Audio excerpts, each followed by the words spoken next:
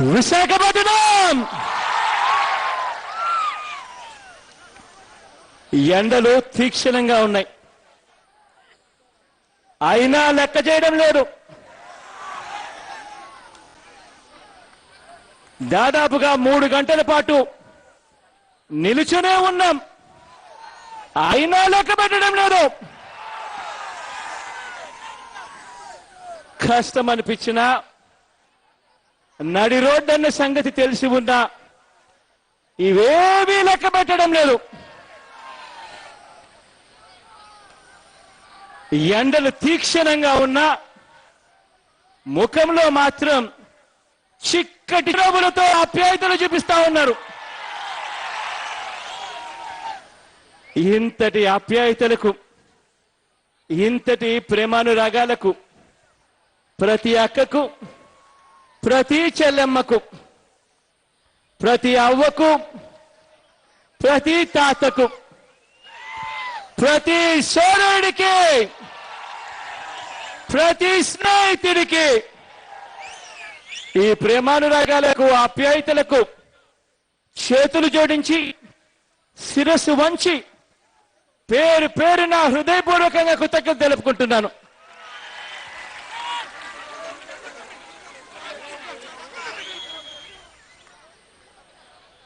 ఇవాళ విశాఖ నడి రోడ్డు మీద ఎండను ఖాతరు చేయకుండా ఇన్ని వేల మంది కదిలి వచ్చి ధర్నాలు చేస్తా ఉన్నాం. రాష్ట్ర వ్యాప్తంగా ఇటువంటి ధర్నాలే ప్రతి జిల్లా కేంద్రంలోనూ ఇవే ధర్నాలు వేల మంది నడి రోడ్డు మీదకి వచ్చి ధర్నాలు చేస్తా ఉన్నారు. కారణం ఏమిటి అని ఆలోచన చేసే పరిస్థితుల్లో ఈ నాయకులు, ఈ పాలకులు లేరు. ఇవాళ ఒకటి ఆలోచన చేయాలి. పాలన చేస్తా ఉన్న ఈ పాలకులు ఎన్నికలకు ముందు మీరు ఏ హామీలు ఇచ్చారు? ప్రజలతో పని ఉన్నప్పుడు మీరు ఏం మాటలు మాట్లాడారు? ప్రజలతో పని అయిపోయాక ఇప్పుడు మీరేమంటున్నారో ఒక్కసారి మీ గుండెల మీద చేతులు వేసుకొని ఆలోచన చేయమని చెప్తా ఉన్నా. ఎన్నికలకు ముందు ప్రజలతో పని ఉన్నప్పుడు, ఓట్లతో పని ఉన్నప్పుడు ముఖ్యమంత్రి కావాలి అనే ఆశతో మీరన్న మాటలు ఒక్కసారి గుర్తుకు తెచ్చుకోమని చెప్పి ఈ పాలకులను ప్రశ్నిస్తా ఉన్నా. ఆ వేళ ఇదే చంద్రబాబు నాయుడు గారు ఎన్నికలకు ముందు నాకు బాగా గుర్తుంది, అప్పుడే కొత్తగా రాష్ట్రాన్ని విడగొట్టారు. ఢిల్లీకి వెళ్ళి మరీ రాష్ట్రాన్ని విడగొట్టించి హైదరాబాద్కు వచ్చారు. ఢిల్లీలో అయితే రాష్ట్రాన్ని విడగొట్టేటప్పుడు మేమే మొట్టమొదటి ఓటేశామని చెప్పి వాళ్ళ ఎంపీలతో ఇలా చేతులు పైకెత్తిచ్చి మరి ఢిల్లీలో మీడియా ముందు ప్రదర్శించారు. రాష్ట్రాన్ని విడగొట్టిన తర్వాత హైదరాబాద్ చేరుకున్నారు. చేరుకున్న తర్వాత ఎన్నికలు వస్తున్నాయి కదా అని చెప్పి రెండు మేనిఫెస్టోలు రిలీజ్ చేశారు. సీమాంధ్రకు చెందిన మేనిఫెస్టో ఇది అని ఇలా బుక్ పైకెత్తాడు. తెలంగాణకు చెందిన మేనిఫెస్టో ఇది అని చెప్పి మరో బుక్ ఇలా పైకెత్తాడు. బుక్ పైకెత్తి ఇలా పేపర్లు తిరిగేస్తే అందులో కనిపించేది ఏమిటి అని అంటే ఊదరగొట్టారు ఎలక్షన్ల వరకు అంతా కూడా. వస్తూనే నా మొట్టమొదటి సంతకం వ్యవసాయ రుణాలన్నీ కూడా మాఫీ చేస్తాను అని చెప్పి మొట్టమొదటి సంతకం పెడుతున్నాను అని ఊదరగొట్టారు. మేనిఫెస్టోలో రెండో పాయింట్ ఏమిటి అంటే డాక్రా అక్క చెల్లెమ్మలు చాలా బాధలు పడతా ఉన్నారు, వాళ్ళ రుణాలన్నీ కూడా మాఫీ చేస్తాను అని చెప్పి రెండో పాయింట్ గా కనిపిస్తుంది. మేనిఫెస్టో తిరిగి చూస్తే చంద్రబాబు నాయుడు గారు టీవీ లాంచ్ చేస్తే ఎన్నికలప్పుడు ప్రచారంలో భాగంగా ఇలా టీవీ ఆన్ చేస్తే చాలు టీవీలలో మనకు వినిపించేది, కనిపించేది ఏమిటో తెలుసా? జాబు కావాలంటే బాబు రావాలి,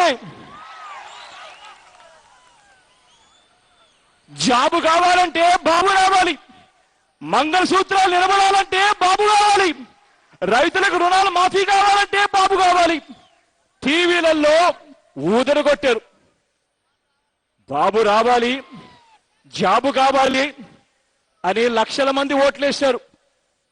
బాబు రావాలి, రైతుల రుణాలన్నీ మాఫీ కావాలి అని లక్షల మంది రైతులు ఓట్లేశారు.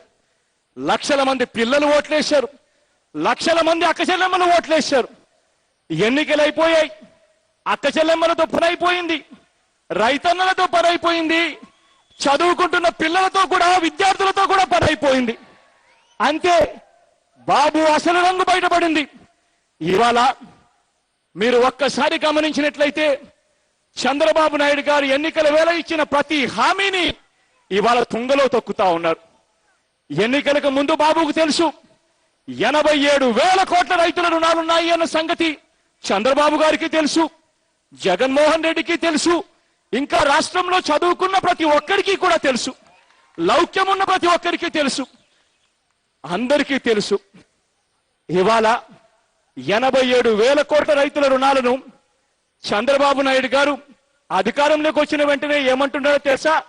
నేనెప్పుడు చెప్పాను 87,000 కోట్లని, నేనెప్పుడు చెప్పాను రైతుల వ్యవసాయ రుణాలని, నేను క్రాప్ లోన్లు మాత్రమే చెప్పాను అని చెప్పి మళ్ళీ ప్లేటు ఫిరాయింపు.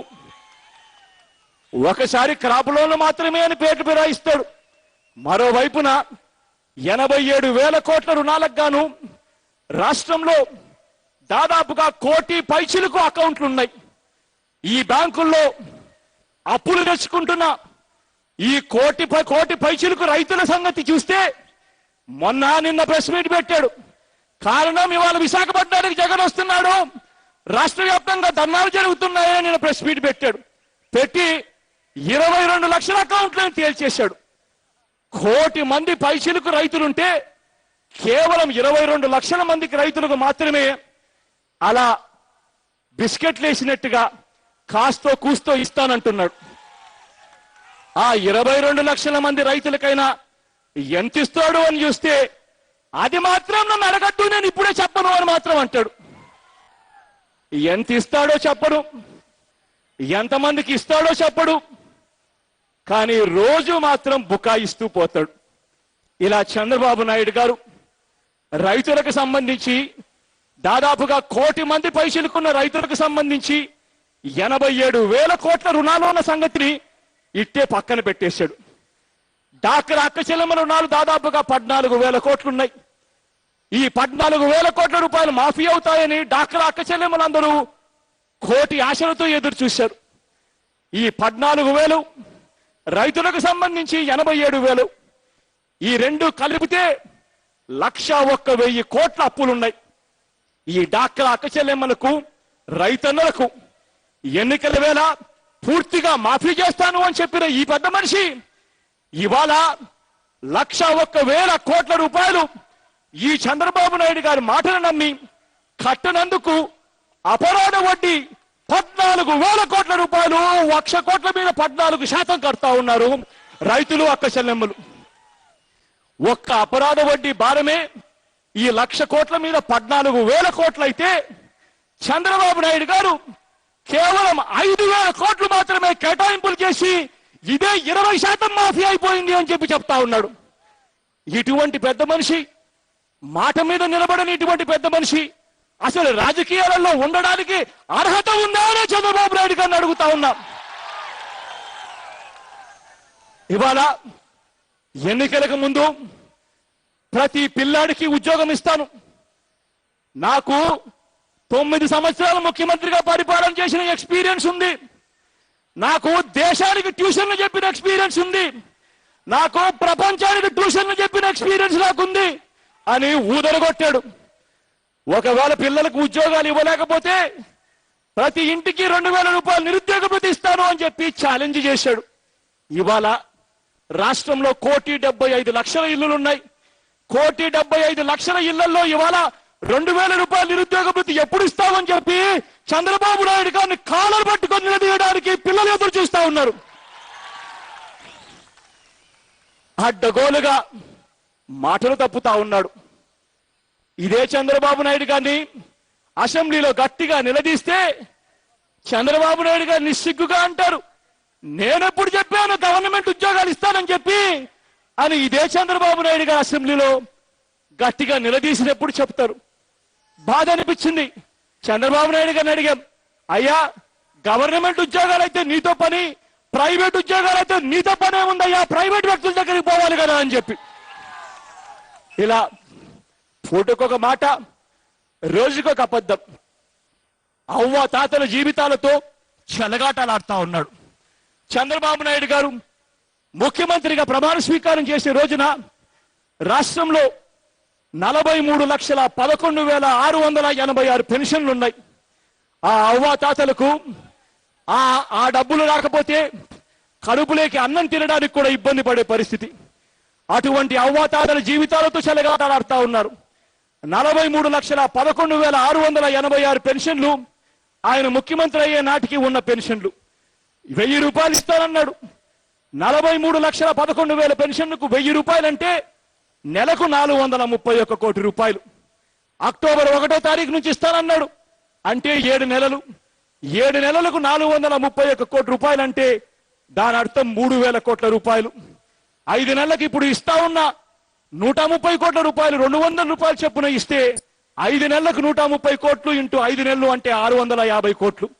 రెండు కలిపితే 3,700 కోట్లు. అవ్వ తాతల కోసం నిజంగా పెన్షన్లు కత్తిరింపులు లేకుండా ఇవాళ ఇస్తా ఉన్న పెన్షన్లు, కొత్త పెన్షన్ల గురించి నేను మాట్లాడడం లేదు సుమా, ఉన్న పెన్షన్ల గురించి నేను మాట్లాడుతా ఉన్నా. ఇటువంటి దానికి 3,700 కోట్ల రూపాయలు ఖర్చు బడ్జెట్ లో కేటాయింపులు చేయవలసి వస్తే ఈ పెద్ద మనిషి బడ్జెట్ లో కేవలం 1,350 కోట్ల రూపాయలు మాత్రమే కేటాయింపులు చేసి 2,400 కోట్ల రూపాయలు కత్తిరింపులు చేయడానికి సిద్ధపడ్డాడు. ఈ అవ్వ తాతల పెన్షన్లకు కమిటీలు వేశాడు. కమిటీలు ఎవరో తెలుసా? గ్రామాలలో అంత తెలుగుదేశం పార్టీకి చెందిన కార్యకర్తలు. వాళ్ళు చెప్పిందే జరగాలి, వాళ్ళు కత్తిరింపులకే ఉన్నారు అన్నట్టుగా పరిపాలన సాగిస్తా ఉన్నారు. ఇటువంటి దారుణమైన పరిపాలన ఇవాళ సాగుతా ఉంది. ఇవాళ చదువుకుంటున్న పిల్లలు ఉన్నారు. ఫీజు రీయింబర్స్మెంట్ అని చెప్పి ఆ దివంగత నేత ప్రీతమ నాయకుడు రాజశేఖర రెడ్డి గారు ప్రతి పిల్లాడిని గొప్పగా చదివించాలి, చదువుల కోసం పేదరికం అడ్డు రాకూడదు, ప్రతి పిల్లాడు ఇంజనీర్ కావాలి, డాక్టర్ కావాలి అని చెప్పి ఆ దివంగత నేత కలలు కన్నాడు. ఆ దివంగత నేత కలలు కన్నాడు. ఆ దివంగత నేత మన మధ్య నుంచి వెళ్ళిపోయాడు. ఇవాళ చంద్రబాబు నాయుడు గారు వచ్చారు. ఫీజు రీయింబర్స్మెంట్ కి సంబంధించి ఈ సంవత్సరానికి 2,400 కోట్ల రూపాయలు కావాల్సి వస్తే ఒక్క రూపాయి కూడా ఇంతవరకు ఇవ్వలేదు. ఈ సంవత్సరానికి సంబంధించిన 2,400 కోట్లు పక్కన పెట్టండి, నీరు సంవత్సరానికి సంబంధించిన బకాయిలు ఇంతవరకు కూడా తీర్చలేదు చంద్రబాబు నాయుడు గారు. ఇలా ప్రతి విషయంలోనూ చంద్రబాబు నాయుడు గారు ఎన్నికలకు ముందు ఒక మాట మాట్లాడుతున్నారు, ఎన్నికలు అయిపోయిన తర్వాత ప్రజలతో పని అయిపోయిన తర్వాత మరో మాదిరిగా చేస్తా ఉన్నారు. ఇవాళ అందుకనే ధర్నా కార్యక్రమాలు చేస్తా ఉన్నాం. నవంబర్ 5వ తారీఖున ప్రతి మండల కేంద్రంలోనూ ధర్నాలు చేశాం. మళ్ళీ దాంట్లో భాగంగానే కొనసాగింపులో భాగంగా మళ్ళీ ఇవాళ డిసెంబర్ 5వ తారీఖున జిల్లా కలెక్టరేట్ కేంద్రాల ఎదుట మళ్ళీ ఈ ధర్నా కార్యక్రమాలు చేస్తా ఉన్నాం. ఈ పోరాటం ఇంతటితో ఆగిపోదు. మళ్ళీ జనవరి 6, 7వ తారీఖున నేనే 2 రోజుల పాటు నిరాహార దీక్ష చేస్తూ ఈ పోరాటాన్ని కొనసాగిస్తాను.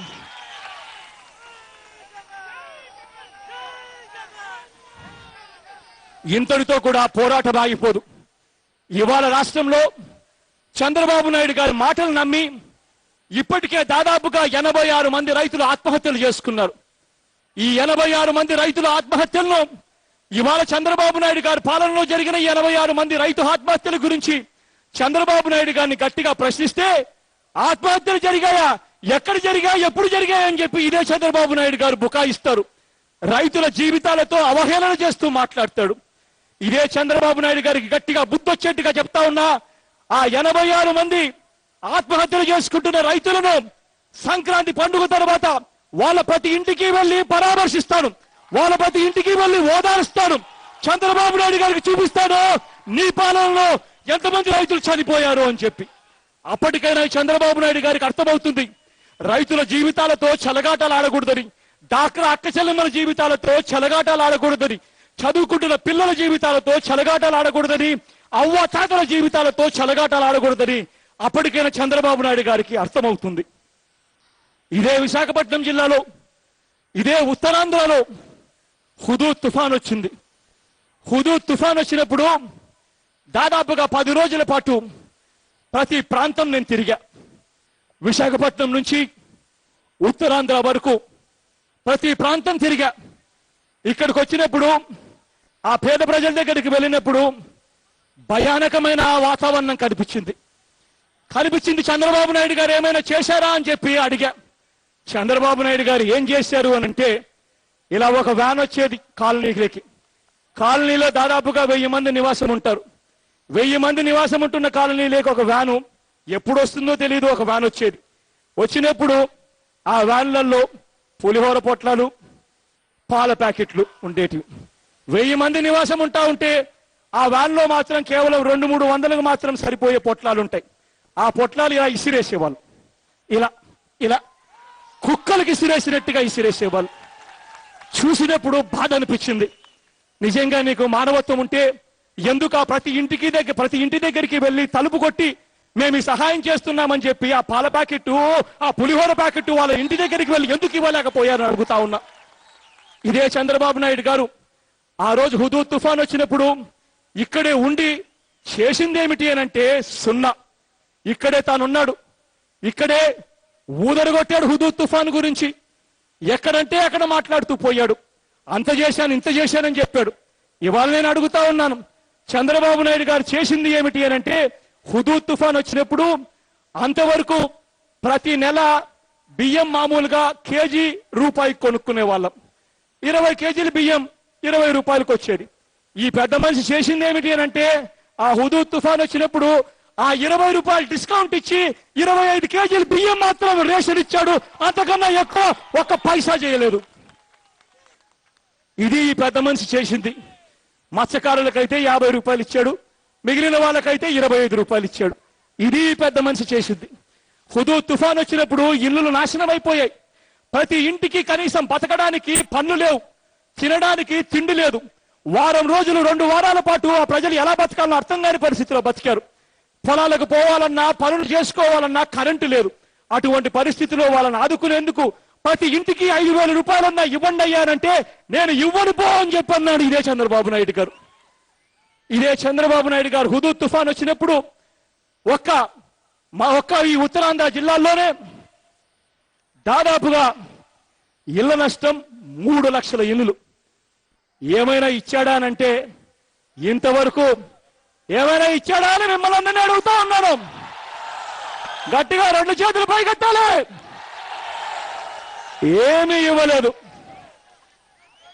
దాదాపుగా 5,94,00,000 ఎకరాలలో పంట నష్టం జరిగింది. ఈ చంద్రబాబు నాయుడు గారి మాటలు నమ్మి రుణాలు కట్టడి కారణంగా, ఈయన కట్టద్దంటే కట్టడి కారణంగా క్రాప్ ఇన్సూరెన్స్ కూడా రాని పరిస్థితిలో రైతులు ఉన్నారు. ఈ 5,94,00,000 ఎకరాలలో చంద్రబాబు నాయుడు గారు కనీసం రూపాయన్నా ఇచ్చాడా? 2 చేతులు పైకెత్తాలి, గట్టిగా చెప్పాలి. రూపాయి కూడా ఇవ్వలేదు. ఇదే చంద్రబాబు నాయుడు గారు వచ్చారు. హార్బర్ ప్రాంతం నాకు కూడా గుర్తుంది. అక్కడ కనపడినప్పుడు 400 బోట్లు పోయాయి, 64 బోట్లు పూర్తిగా వెళ్ళిపోయాయి. ఇదే చంద్రబాబు నాయుడు గారు ఏమైనా బోట్లకి ఏమైనా రూపాయలు ఇచ్చాడా అని అడుగుతా ఉన్నాను. ఏమీ ఇవ్వలేదు. ఉత్తరాంధ్ర జిల్లాలో దాదాపుగా 3-4 వేల బోట్లు, ఫైబర్ బోట్లు పోయాయి. ఒక్కొక్క బోటు 4 లక్షలు.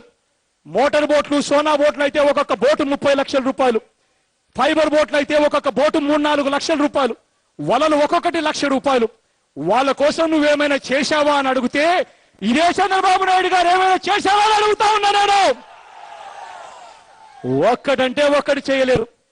ప్రతి విషయంలోనూ చంద్రబాబు నాయుడు గారు ఎన్నికలప్పుడు ఒకటి చెప్తారు, ఎన్నికలు అయిపోయాక ఇంకొకటి చేస్తారు. ఇదే చంద్రబాబు నాయుడు గారు ఇదే విశాఖ జిల్లాలోని బాక్సైట్ మైన్ల గురించి ఆ రోజు ఎన్నికలప్పుడు ఏం చెప్పాడు? బాక్సైట్ మైన్లను రద్దు చేస్తాను అని చెప్పాడు. ఇవాళ చంద్రబాబు నాయుడు గారు ఏం చేస్తున్నారు అని అడుగుతా ఉన్నా. ఇదే పారిశ్రామికవేత్తల కోసం రెడ్ కార్పెట్ వేసి ఇచ్చిన మాటను గాలికి వదిలేస్తున్నాడు. ఇదే చంద్రబాబు నాయుడు గారు నాకు బాగా గుర్తుంది. చెంగల వెంకట్రావు గారి కాన్స్టిట్యూన్సీ పైకరావుపేటలో అక్కడికి వెళ్ళాడు. అక్కడికి వెళ్ళినప్పుడు పీసీపీఆర్ ల్యాండ్ కు సంబంధించి భూముల అక్విజిషన్ జరుగుతా ఉందా, ఎవరైనా ఇక్కడికి వస్తే వాళ్ళను చెట్టు కట్టేసి కొట్టండి అని చెప్పి చంద్రబాబు నాయుడు గారు పిలుపునిచ్చారు.